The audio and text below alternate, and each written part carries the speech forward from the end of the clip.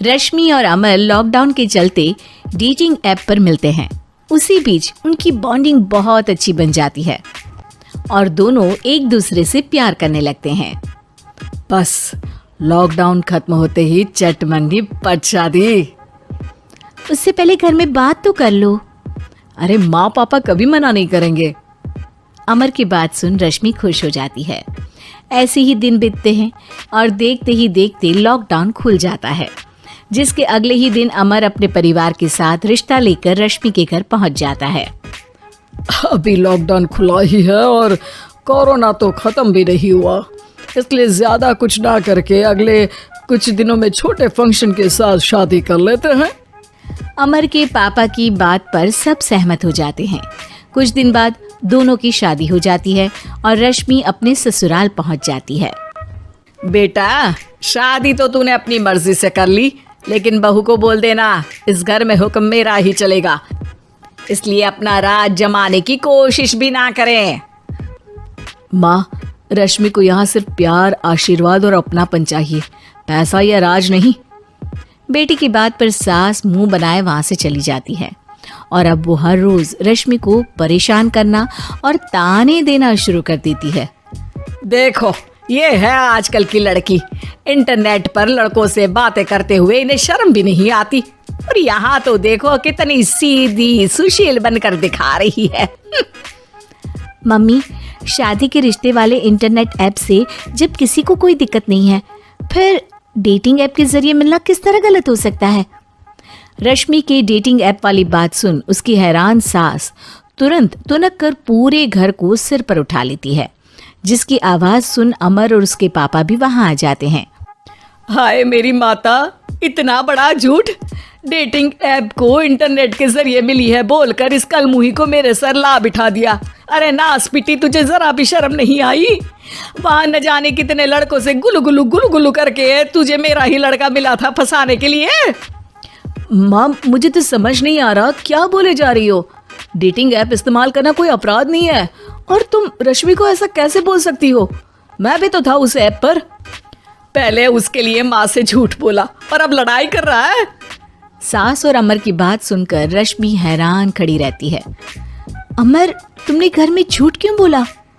ये सब देख रही हो ना, इसी की वजह से झूठ बोलना पड़ा। एक तरफ अमर और रश्मि की ये बात चल रही होती है, वहीं दूसरी तरफ सास का नॉन स्टॉप क्लेश सबको परेशान कर देता है। सब एकदम चुप, जो हुआ सो हुआ, अब मुझे कुछ ना सुनाई दे। पति की बात सुन सास चुप होकर वहां से चली जाती है, लेकिन अब वो रश्मि के सिर दुनिया भर के सारे काम डालकर उसका जीना पहले से भी ज्यादा मुश्किल कर देती है। मम्मी, मैं आपका गुस्सा समझ सकती हूँ, आपको जो करना है कर लीजिए, मैं कभी कुछ नहीं बोलूंगी। उम्मीद है किसी दिन तो आपका गुस्सा शांत होगा और नफरत प्यार में बदलेगी। रश्मि की अच्छाई को उसका नाटक समझकर सास गुस्से के 7वें आसमान पर चढ़ जाती है और उसी शाम रश्मि को नीचा दिखाने के लिए अपनी सहेलियों को घर बुलाकर उसकी बुराइयां करने लगती है। अरे कौशल्या, क्या बताऊं, आजकल के बच्चे ना बहुत एडवांस हो गए हैं। पहले रिश्ते घर परिवार वाले सब देख परख के कराते थे, और अब ये लोग खुद न जाने कहाँ कहाँ मिलकर खुद ही सब कुछ पक्का करके हमें बता देते हैं। लड़की का कैसा दिन धर्म, कैसा ईमान, कैसा चरित्र कुछ नहीं पता, बस प्यार किया और घर लाकर बिठा देते हैं। अरे ऐसा क्यों बोलती हो? आजकल बच्चे अपने आप में बहुत समझदार हो गए हैं, और फिर पूरी जिंदगी तो उन दोनों को ही साथ निभानी है। अपनी पसंद से शादी कर भी ले तो क्या दिक्कत? तू ही देख ले, पहले इतना अच्छा बेटा और अब सोने पर सुहागे जैसी सर्वगुण संपन्न बहू।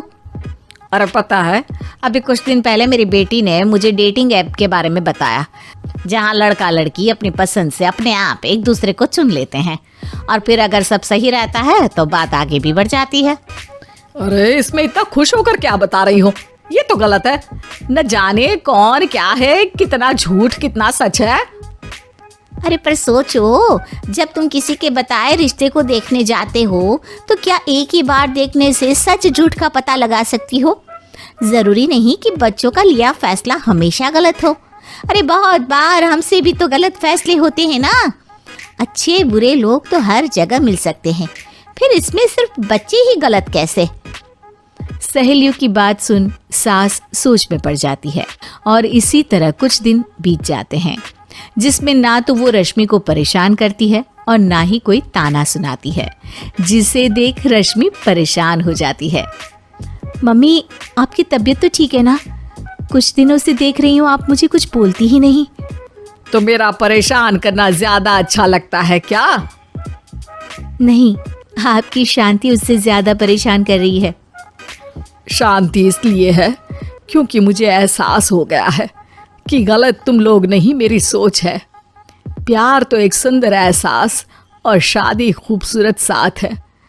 अगर ये साथ सच्चा है तो कहीं पर भी किसी भी तरह जुड़ा हो, उससे कोई फर्क नहीं पड़ता। आप कौन है? इतनी अच्छी बातें मेरी पत्नी तो नहीं बोल सकती। क्या आप भी?